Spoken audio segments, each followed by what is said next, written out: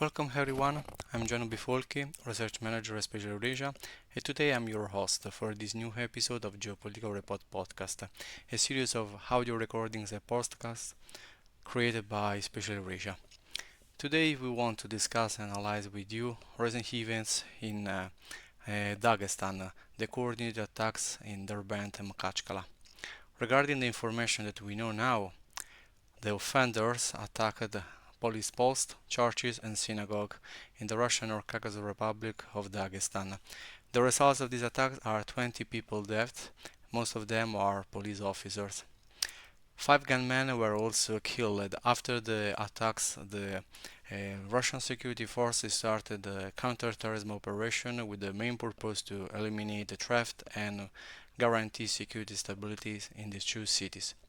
Makhachkala is the capital of Dagestan. It's important because also is a logistic hub, logistic center on the Caspian Sea, while Derbent is an historical site where many tourists from Russia but also from other countries every year visited the local places, the local monuments.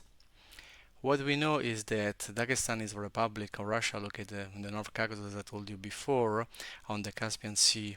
And since it shares borders with Azerbaijan and Georgia in the south and west, with the Russian republics of Chechnya and Kalmykia in the west and the north, and with the Stavropol Krai in the northwest. Among 3.1 million people live in Dagestan, and these people belong to over 30 ethnic groups and 81 nationalities. Dagestan is located in a strategic position, as I told you before. The strategic position is linked also with Moscow's strategies called the International North-South Transport Corridor, which should link St. Petersburg with India, thanks to the Caspian Sea ports of Makhachkala, linked with also Azerbaijan and Iran ports. Also, the country has become a touristic center, particularly after the Kremlin started in 2010 the strategy of the socio-economic development of the North Caucasus has created different resources in the region, particularly in Dagestan. Also, the port of Makhachkala, the Makhachkala Sea Trade Port, has increased its activities, has become a logistic hub, particularly because it's a port which can operate 24 hours per week, per day, every day, and also can operate for the entire year. It is different from the port of Astrakhan, which is closed or cannot operate fully operated during the winter times.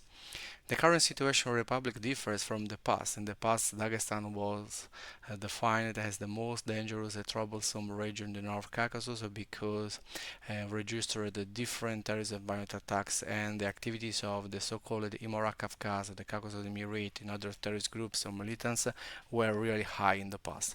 Currently, before these terrorist attacks, the Republic of the North Caucasus has registered an improvement in socio-economic conditions and also in security.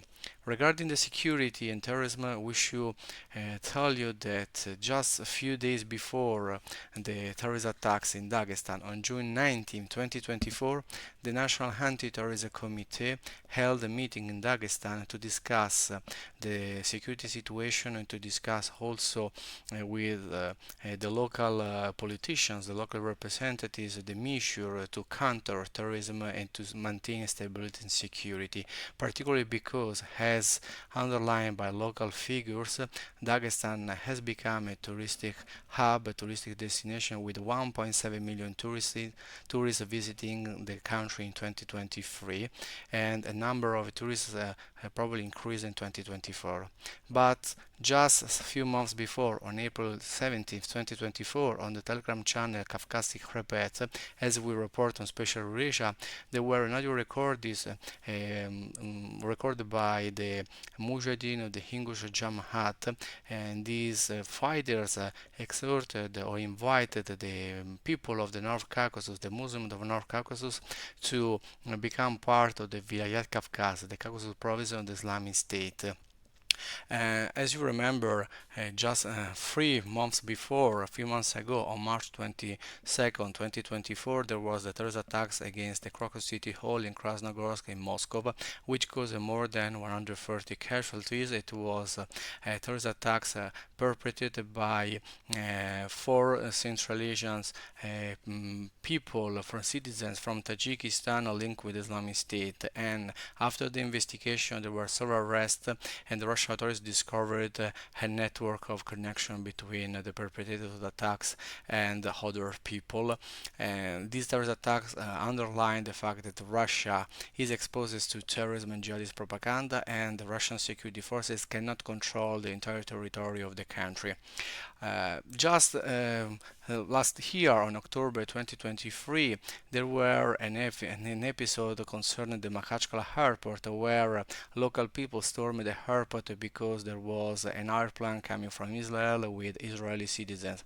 At the time, the people stormed the airport to attack the Israeli citizens because of the situation in the Palestine in Gaza Strip, linked with what was happening and is happening also now in the Middle East. I would like also to remind you that in September 2022, the social-political organization Dagestansky Nationalny Center, so the Dagestan National Center, opened its Telegram account and stated that the main goal of this organization is to create an independent Dagestan and to fight against Russia in the country, but also the Russian army in Ukraine. At the same time, they created the Dagestansky Dobrovolchesky Battalioni Imeni Imam Shamila, so the Dagestan Volunteer Battalion of Imam Shamil, which support the Ukrainian government in the fight against the Russian armed forces. So this battalion consists mainly of members of Dagestani diaspora in Ukraine, but also has some connection inside the country. So after we describe the events and what happened and what we can say first of all that probably there is an inspiration by the Islamic State, because just a few hours the day after the terrorist attacks, Al-Azam, which is the media branch of Islamic State, Khorasan, released a statement in which they expressed the support of the so-called Muslim Brothers in the Caucasus.